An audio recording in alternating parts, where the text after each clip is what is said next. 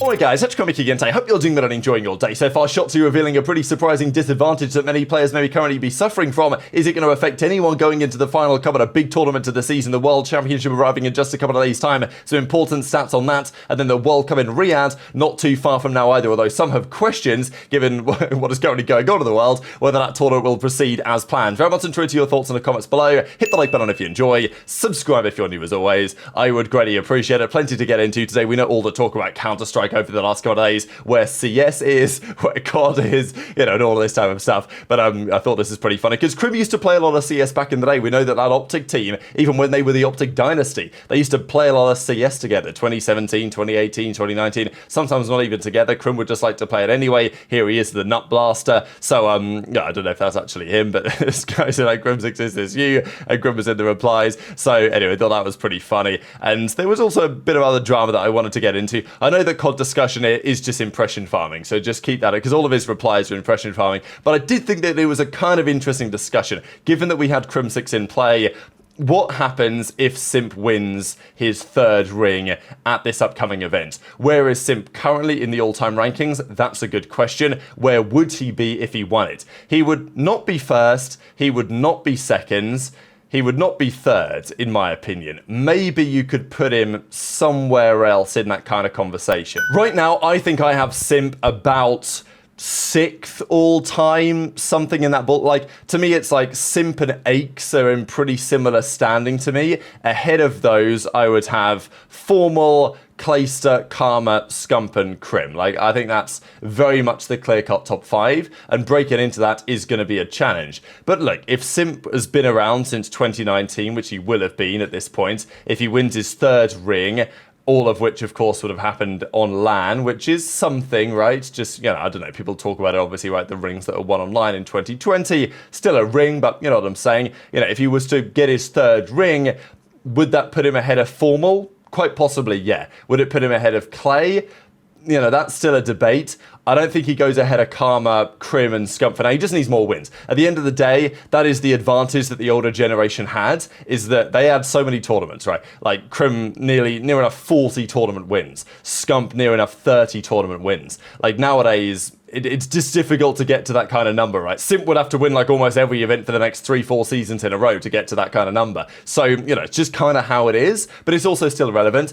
I do think that as good as Simp is, the record that FaZe and Simp have in grand finals, still this isn't quite good enough to, you know, I don't know. It's relevant for FaZe in the greatest of all time team discussion. It's probably also relevant for Simp individually. I think that he, you know, he definitely climbs the list if he gets to a third ring, but I don't think it's enough yet. The question probably is if he gets to a fourth ring, like let's say he wins champs this year, wins nothing else, and then wins champs next year, where does that put him?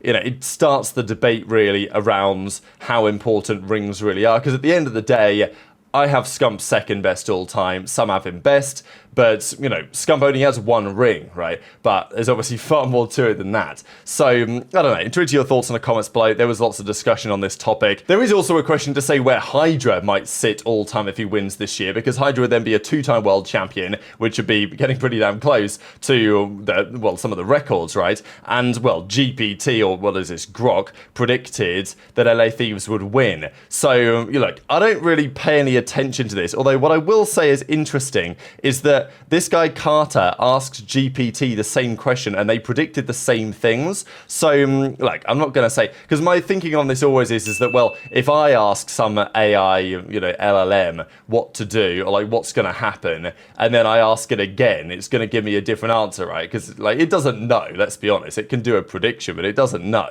So, but the fact that these two different, you know, models came up with the same answer is just a little bit interesting. So I guess we'll see what it said. So it predicted LA Thieves would win this year, FaZe would win next year, then OpTic would be back on top, with Boston somehow being competitive. This is doubtful because Boston ain't going to be in the league in a couple of years, so yeah, good luck with that.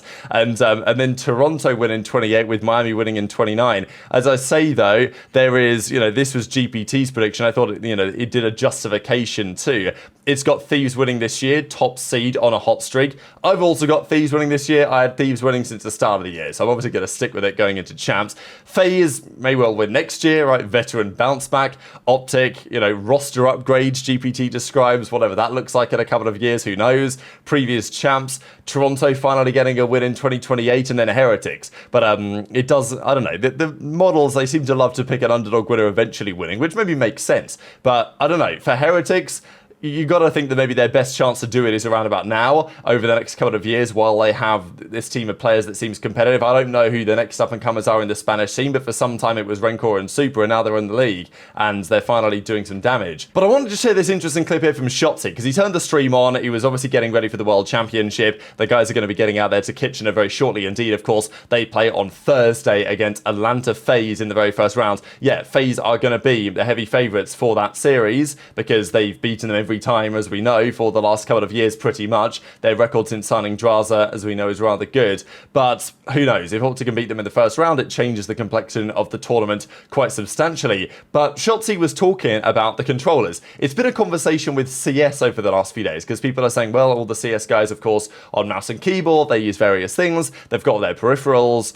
COD is always going to play best, I would say, on controller. I certainly hope that's the case. I was a little bit fearful probably like 5 years ago when people were talking about having mouse and keyboards being allowed on COD and whether that would change things. And even if it was, you know, would it change things, right? Like, let's say mouse and keyboard, you are allowed to play on it. Because in COD, like the way that it works, the close quarter combat nature of things and the aim assist feature and all this, you know, often it actually is probably better to be on a joystick, but maybe some joysticks are better than others, right? And that's what Shotzzy's describing, is that apparently some players, now this, you know, probably refers mostly to fans of the scene, those of us who are playing from home, rather than the pros, because, you know, you'd think the pros are using the best stuff, and I think that most of them, for sure most of them, maybe even all of them, but certainly most of them are using a PS5 controller or something very much like it. And Shotzzy says it's actually giving you a massive disadvantage if you don't. Yeah, anyone, if you guys playing like a PS5 or Xbox controller, I'm telling you right now, dude, you guys are at like the most insane disadvantage, no cut. In terms of like delay, if you're on console, console doesn't matter. I'm more talking about like if you're like a PC player or you're playing on PC and you're using like an Xbox. Oh yeah, if you're using a game share, then you're good. I tried using a game share, I think, but I don't know, it just feels weird. I feel that, Brett. Trust me, whenever I switched to PS4 back in Black Ops 3, that was like my first time actually competing on COD. Not competing, but like just playing wagers and shit. And I was like, bro, this shit feels weird, dude. But I kind of just like made myself used to it. So we know that there's been all the talk around overclocking a controller and what that means. Certainly when it moved to PC, having technology, the software that would allow you to reduce the input delay is pretty substantial. And yeah, some of these latency numbers in reality are very small, but they're still, you know, somewhat relevant. Like, it might change the output of a gunfight once a map or something like that. I mean, if you blink your eyes, it's going to be a tenth of a second. Like, the absolute quickest you're going to do it is a tenth of a second. And if you think about some of the ping that we talk about in COD, let's say a differential of 20 ping or something, that's 20 milliseconds ping, that's a fifth of that blink time that you just did. So, you know, that's the kind of small numbers we're talking about here when it comes to latency, even when it comes to ping. But, you know, 100 ping, you certainly notice it, right? When it comes down to 10 ping, 20 ping, you know, it becomes more challenging to notice that kind of difference. But, you know, the pros obviously say that they can, and fair enough. We get drama every year about the servers and the ping differential there. Now, in terms of controller latency, the numbers are substantially smaller, but some controllers are better than others. That's certainly the implication, and, you know, in the replies here, Big Bopper says that he's got a PS5 Battle Beaver on the way and keen to see the difference. Now, look, these numbers, as I say, are very small in terms of noticing the latency difference. But, you know, if these numbers are true, then it is relevant to what Shotzzy's talking about here. So if you look at some of the smallest latencies in this testing that was done, the PS5, the DualSense Edge, the PS4 controllers, you know, the PS5 1K overclocked, are looking at, you know, 2 latency, 3 latency, you know, basically 2 or 3 ping, right? So I move, I press the trigger, and 2 milliseconds later, effectively that command is getting sent to the screen, and then of course the screen screen will have some latency, there'll be some processing latency, then there's latency in terms of getting the information that I shot that bullet to the other guy, because it's got to get to the server, then it's got to get to the other guy, and that's when all these pings add up. So they've got to be small to make the game playable, but, you know, these are pretty small. Now, the Xbox controllers apparently are looking more like 8 ping, which, you know, in terms of fundamental difference of 6 ping, you know, it is kind of substantial, right? Like, if you're a pro and you're either playing on 20 ping or you're playing on 14 ping, you know, you'd much rather be on 14 than 20.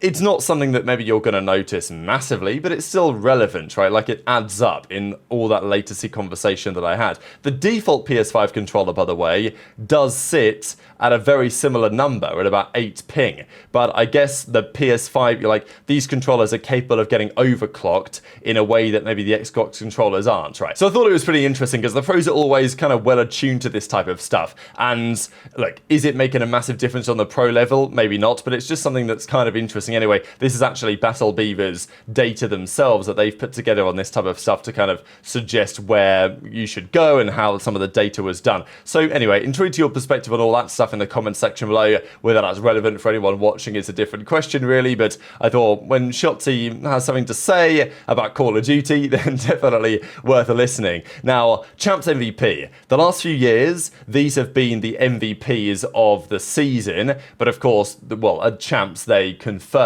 who that's going to be. Who's going to be Champs MVP depends who wins. But Shotzzy was the 2020 MVP. Could have been Simp maybe, but it was Shotzzy that year. It was Simp in 21 and 24. It was HyDra in 23 and Cellium in 22. Rookie of the Years was Shotzzy by default in 2020 because he won MVP. They actually didn't confirm it in 2021. People choose either Insight or Standy. I would probably take Insight myself. That's what Brian's done. Then I think since Pred, they actually have done an official Rookie of the Year, but it was obviously, I think, Pred anyway, but Pred, Scrap, Gwinn, and then this year it's almost certainly going to be Rancor, and for MVP this year I would say it's very, very likely to be Scrap. So yeah, interesting just to note that all of these individuals who have won over the last few years will be at the tournament at least, besides Pred, right? 2022 Rookie of the Year. Pred ain't going to be there, but he is going to be at the World Cup not far after. But speaking of pros that didn't come back after playing in a World Championship, I thought this is a really cool list as well, looking back at after which events players, we never saw them again at another World Championship. So in Black Ops 2, that was the last championship for Assassin, for Moho, for Liar, right? Some legendary names. Ghost was the final one for Big T, Rambo, Gataga. Nadeshot, final one was in Advanced Warfare. Same with some other legends such as Sharp, Fizzip, of course, you know, Embos and others. Black Ops 3, Killer, like TP played in BO3, but he never played at the World Championship that year. Killer Miracles, Pac-Man, Nameless Study and Marquee B played their last in Infinite Warfare. You know, some other legendary names. Karma, of course, called it a day after, well, BO4, he never made it around to MW19. And yeah, there was a few years that we saw more departures, as it were, for the scene. You know, it's pretty high-class field when you get to Cold War and Vanguard with the tenure that some of these guys had. You know, Formal, Clay, Havoc, John, Kremp, Scump, Methods, Illy, Zero. You know, some big names there. And then, of course, Octane, Accuracy, and Attach after last year.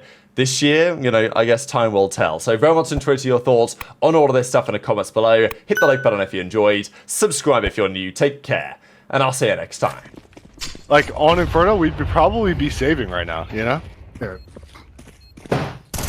Oh my god, best thing. Nah. Getting swung on like it's just so fucking gay, bro. What? Damn! Whoa! Whoa! My bad. Whoa! What the fuck? What are we talking about? You'd never fucking do that in a real game. What the fuck? I do that all the time, man. Never do that in a real game. I do that all the time. Man, that's cope and you know it. Man, you never do that on land. And you know that's I thought cope. you spawned there. What the fuck, Berg? I don't know why I thought you were with me there.